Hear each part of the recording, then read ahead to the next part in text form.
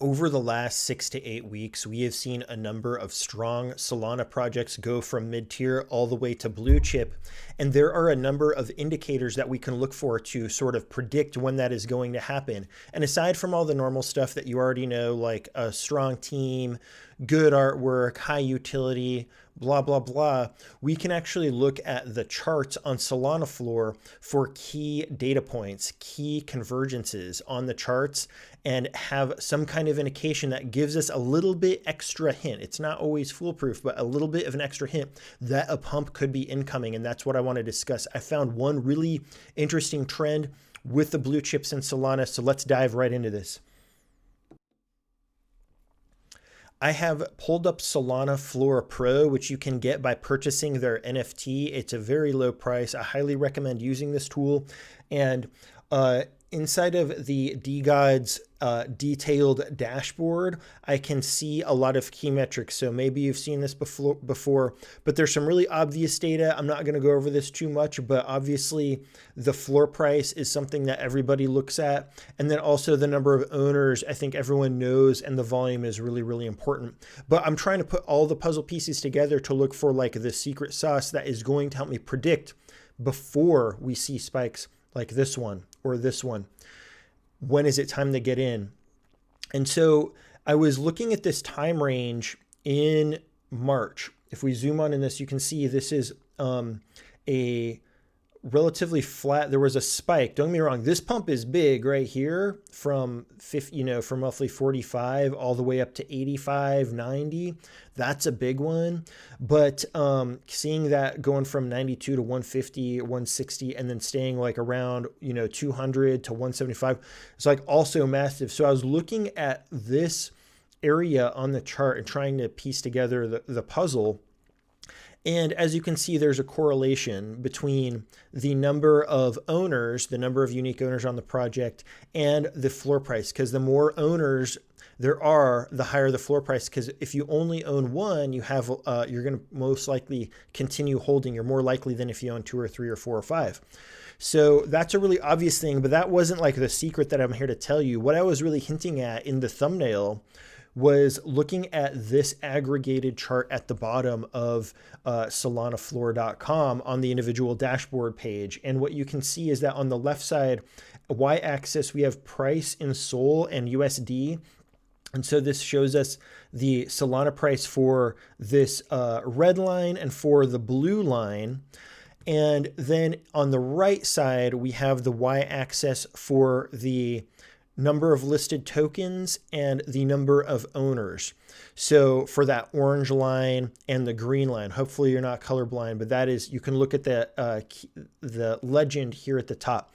Those y-axis are actually different. And it's important when you go to analyze a chart like this that you are understanding the difference between these two y-axes. So not only did we see like some really strong indicators leading up through the month of February, I noticed, with the number of unique owners starting to move, but also, and the floor price starting to move.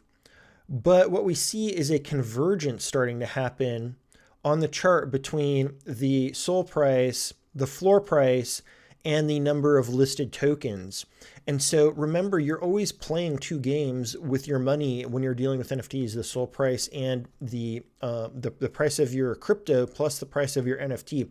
So it's important that you're keeping that in mind. And when we start to see this kind of convergence, this really caught my attention. This is the area that I had circled here in the thumbnail, because right before we had that big spike around April 3rd, 4th, going from 92 all the way up to 160, we had this really interesting convergence of all three of these lines, and that really stood out to me.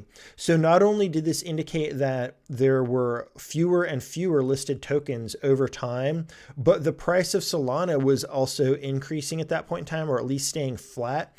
And also the floor price had also come up and started to kind of converge around this number. And what we see around this April 4th spike here is, that then bump up in the number of unique owners in the project and the number dropping in the number of listed tokens, which obviously relates to this floor price climbing up. So this convergence event really stood out in my mind. And I was wondering, does this really hold up with other potential blue chip Solana NFTs? So I opened up the chart for Catalina Whale Mixer.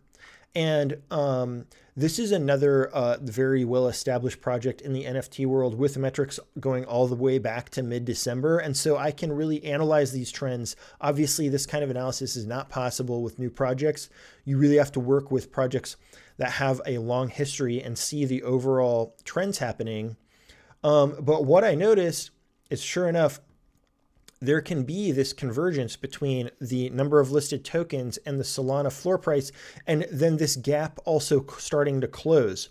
This isn't as rapid and as clear as the last one that we looked at over on DGods, but we can see that leading up to this spike on the floor price happening in late April, that these metrics just got closer and closer together, kind of intertwined, and we had a stable floor price and we had a stable number of owners. And so this is like, if everything else on the project lines up, this could be a really good indication that things are going to pump soon on an NFT project in the Solana world. So with that, leave me a comment. What do you look for on Solana floor when you're analyzing NFTs? I'm really curious what everyone else is interested in. Is this helpful? I hope that you are successful with your NFT investments, and I will see you in the next video.